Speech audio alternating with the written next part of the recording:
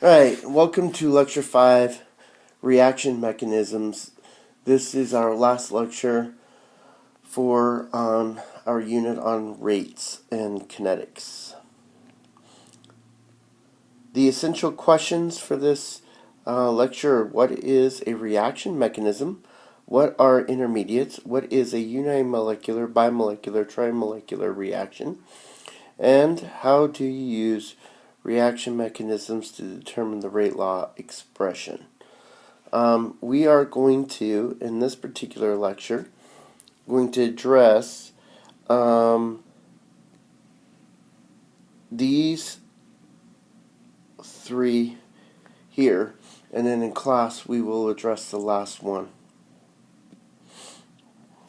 Alright, so what is a reaction mechanism? I wrote down some points here that I think will help you out to understand a reaction mechanism. Plus, I will diagram a reaction mechanism for you. So these 3 points should go into your notes right here. A chemical reaction occurs as a series of simple steps, each involving a small number of particles as described in collision theory. So what I want you to think about is that most of the time we have looked at a reaction, it seems like you have your reactants and then boof, you have your products. But it's actually not as simple as that. There's usually multiple steps or multiple small reactions that occur that add up to an overall chemical reaction to create our products. And so we're going to talk about what those look like. So these basically they're sequence of steps, and the total number of sequence of steps is known as a reaction mechanism. And the other thing I want you to understand is that as we look at a reaction mechanism, these are theoretical steps. We can't actually see all of these steps occurring during a chemical reaction. We can see the reactants, we can see the products, but we can only theoretically predict what these steps or intermediate reactants will be, as we'll address this as we go. Alright, so actually, why don't I show you a reaction mechanism? Talk about it a little bit here. So let's say we have a reaction mechanism that is only 2 steps. And so step 1,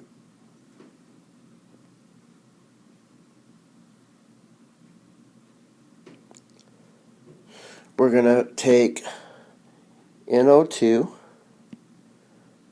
plus another NO2, and it's going to produce an NO plus an NO3.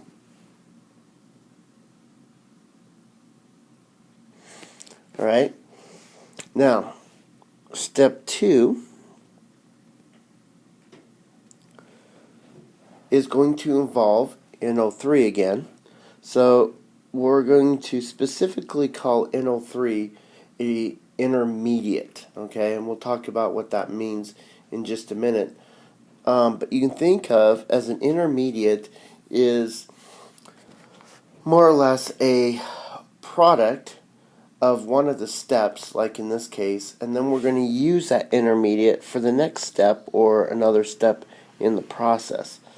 So NO3 is going to react with CO, and it's going to produce a product of NO2 plus CO2.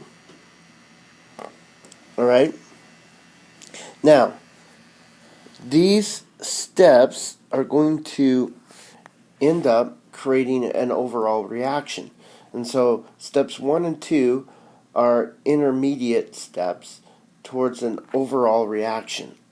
A lot of times we'll call them elementary steps.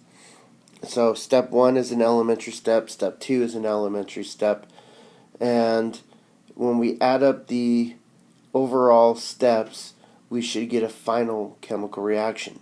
Now our reactant intermediate, which was NO3, which is also used as a reactant in step 2, you'll notice that they will actually eliminate, and intermediates usually always do eliminate. We can also eliminate one of the NO2s here, and that's it. So when we add up the overall reaction, we get NO2 plus CO is going to produce NO plus CO2. And so this is the overall reaction that we're concerned about. And notice that NO2 and CO, carbon monoxide, are reactants, and then the products are NO and CO2 as we get out. But there's two steps, or two theoretical steps, that occurs in order to get this overall reaction. And so this is what is known as a reaction mechanism.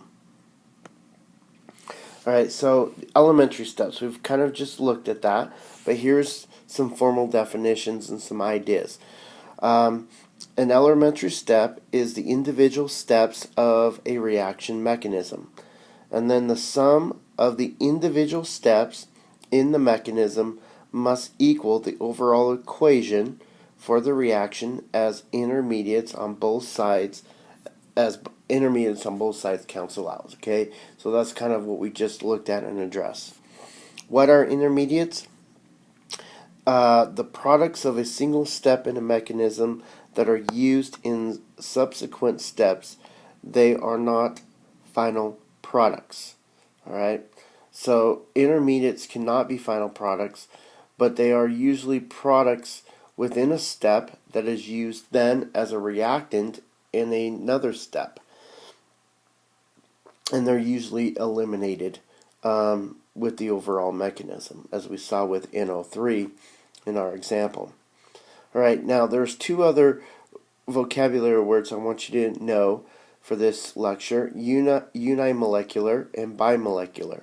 Alright, a unimolecular is an elementary reaction that involves a single reactant particle.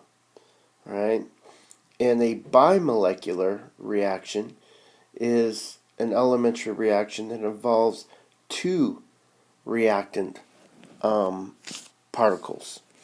And we can also even have trimolecular, and trimolecular are not very common, but you have to have three reactant particles. And so what we mean by this is that in a unimolecular, where we have a single reactant particles, is those single reactants must interact with each other through collisions. In a bimolecular, you have two different reactants, and they must collide together in order to form a chemical reaction. The problem is with a trimolecular reaction, that's with three reactant molecules, it's really difficult because you have to have three collisions occurring at the same time with this right orientation, and that is very difficult to do. It is possible, but difficult to do. Alright? Now, the last thing I want you to walk away with this lecture is the rate determining step. The rate determining step is the slowest step in the overall mechanism. And so, because it is the slow step, it is the rate determining step that will determine the overall rate of the reaction. In other words, how fast the reaction will occur. And that should make sense. The slowest step in the reaction is going to, in the mechanism, is going to dictate and determine how fast the chemical reaction will actually go. Alright, so I want to take a look at,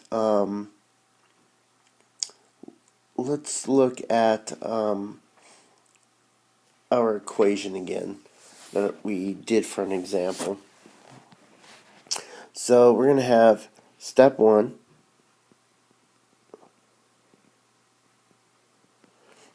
and we had NO2 plus another NO2. So here we have two reactants, and so because we have two reactants in this step, this is a bimolecular reaction.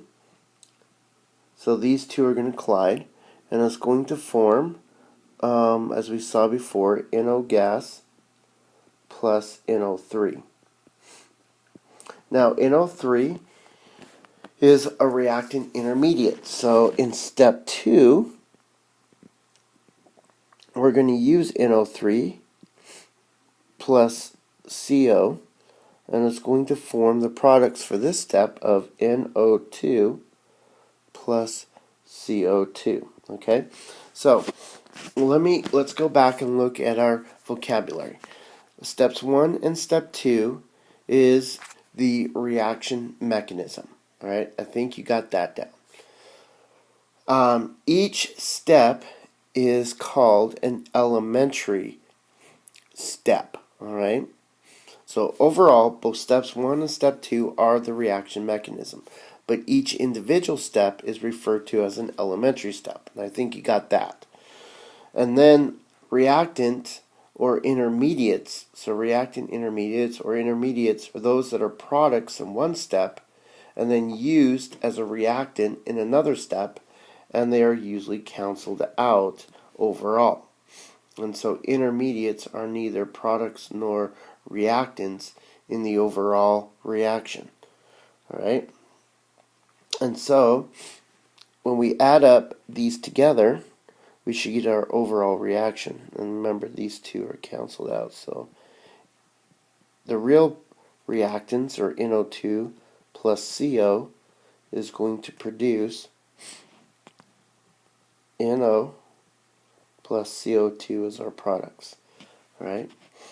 And so I just kind of want you to, for this lecture, understand these vocabularies, words that we've gone over, know what a reaction mechanism is, and understand that we cancel out different parts of the reaction mechanism to get our overall reaction. All right? Now, usually when we're dealing with a reaction mechanism, we need to know what the rate determining step is. And so, of course, that's going to be the slow step.